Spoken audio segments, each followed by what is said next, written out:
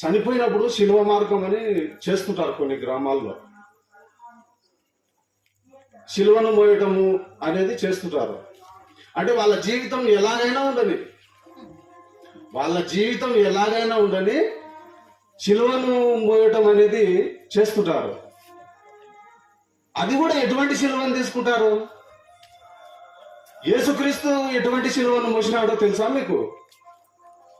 ఇటువంటి పచ్చి మాను తీసుకొని, పచ్చి మానును, చాలా భయంకరమైన బరువుతో ఉన్న పచ్చి మానును మోసినాడు శిలువతో అనేది మనకు బైబిల్లో కనపడుతుంది. కానీ మనం ఏం చేస్తాం? అట్టపెట్టెలతోని, చెక్కలతోని లోపల అంతా ఖాళీగా పెట్టేసి పైన అట్టపెట్టెలతోని కొద్దిగా చేపించుకుంటాం. ఇంకా కొంతమంది చిన్న శిలువలు మెడలో వేసుకుంటారు. ప్లాస్టిక్ శిలువలో, ఇనుప శిలువలో, ఏదో ఒకటి. ఇది మనకు తెలిసిన విషయం. ఈ శిలువను తీసుకోకపోతే మళ్ళీ యేసుక్రీస్తు మాత్రమే ఒక ముళ్ళ కిరీటం అనేది పెడతారు. దానికి నిజంగా రక్తం కారుతుందా? ఆ రంగు తీసుకొని ఇట్లా పూసింటారు, రంగు తీసుకొని పూస్తారు. మళ్ళీ శిలకాల కొరడాలు పట్టుకొని వెనక ఉంటారు. నిజంగా కొడతారా? నిజంగా కొట్టనీకపోతే గొడవ జరిగింది 1-2 సార్లు. ఎవడరా కొట్టినది నన్ను? ఏమంత అంటే యేసుక్రీస్తు కూడా అజ్ఞ అన్నాడా? ఎవడరా నన్ను కొట్టేది, మీరు ఎందుకు కొడుతున్నారు అని? అంటే యేసుక్రీస్తుకు ఏమన్నా రంగు పూసినారా ఆ రోజు కిరీటం? అంటే యేసుక్రీస్తు ప్రభు వారు మన కోసం ఎంత శ్రమ పడ్డాడు. ముళ్ళ కిరీటం రక్తాలు గారి కొరడాలతో ఈపు మీద కొడితే చర్మం అంతా లేచి వచ్చింది. కొరడాతో పాటు చర్మం అంతా లేచి వచ్చింది యేసుక్రీస్తును కొడితే. యేసుక్రీస్తుకు ముళ్ళ కిరీటం పెడితే ఒళ్ళంతా రక్తము. అది ఒక యేసుక్రీస్తు ప్రభు వారికే సాధ్యం. అది అంటే మనం ఇప్పుడు చేస్తుంటాం, ఆ మార్గం చేస్తున్నప్పుడు ఎవరన్నా అన్ని జనులు కానీ, దేవుడు తెలియని వాళ్ళు కానీ ఏమనుకుంటారు?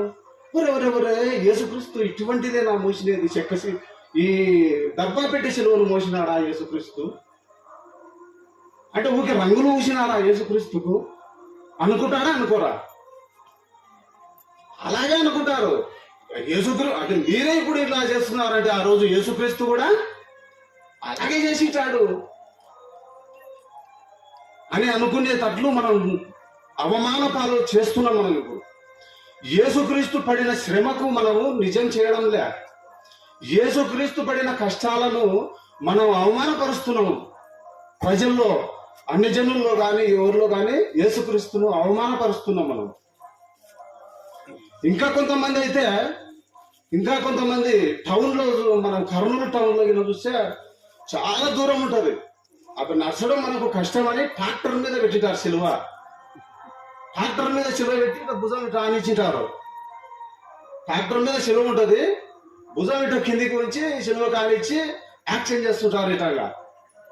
అంటే యేసుక్రీస్తు కూడా ఇట్నే యాక్షన్ చేసినాడు అనుకునేటట్టు కర్నూలు ప్రజలు, ఎంతమంది ప్రజలు, లక్షల జనం, ఆ ప్రజలలో ఇంత అవమానం. యేసుక్రీస్తు ఇలాగే ట్రాక్టర్ మీద మోసినాడు ఆ రోజు కూడా అన్నట్లు చేస్తున్నారు. మనం అందును బట్టే నా నామము దూషింపబడుతుంది అంటున్నాడు.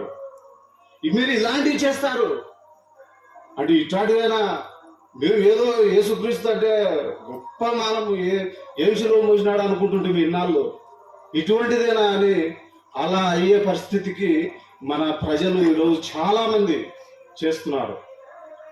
అలాగే ఇంకొక విషయం కూడా, ఇప్పుడు మన ఊర్లో దాదాపు కొద్దిగా ఏమో సంతోషం ఒక విషయం గురించి, కొద్దిగా వాక్యం వినడం వల్లనో ఎందుకో కానీ మన ఊర్లో మాల వేసడం తగ్గిపోయింది. మాల అంటారు కదా, కొంతమందిని వేరే వాళ్ళని చూసి స్వామి మాల అంటారు. స్వామి మాల ఒక్కొక్కరికి ఒక కలర్ ఉంటుంది. మనకు కూడా ఒక కలర్ ఉండేది. ఏం కలరు? మన వాళ్ళకు బ్లూ కలర్ లో ఉండేది. స్వామి మాల ఏమంటారంటే దాన్ని స్వామి మాల. స్వామి మాలోడా? స్వామి మాల, స్వామి మాలోడా మాది కూడా అంటే స్వామి మాల అని పెట్టినారు మళ్ళా దానికి పేరు. అంటే మన జీవితాలు ఈ 40 రోజులేనా మారేది? ప్రతి దినము జీవితాంతం మార్పు జరగాల, మారిపోవాలి. మనం ఆయనతో ఒక 40 రోజులు మాత్రం మారి మళ్ళా తర్వాత అదే విధంగా ఉండకూడదన్నమాట.